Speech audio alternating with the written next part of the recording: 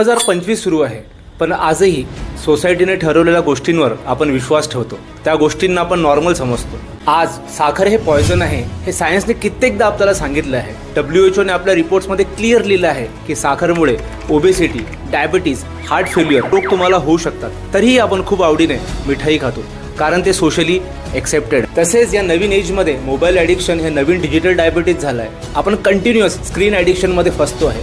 यामुळे आपल्या ब्रेनवर chemical crash सारखा धोका निर्माण होतो आहे आणि यामुळेच digital dementia, panic disorders, virtual schizophrenia, depression, anxiety, over thinking, relationship issues हे प्रॉब्लेम वाढले आहेत. UN रिपोर्ट सांगतात की येणाऱ्या 25 वर्षामध्ये मानसिक आजार हे कोविडपेक्षा पण मोठं पब्लिक हेल्थ थ्रेट होणार आहे. आजच्या एजमध्ये फोन स्क्रोलिंग करणं सगळ्यांना कॉमन वाटतं, कारण सगळेच करतात ना, सोशली एक्सेप्टेड आहे, राईट.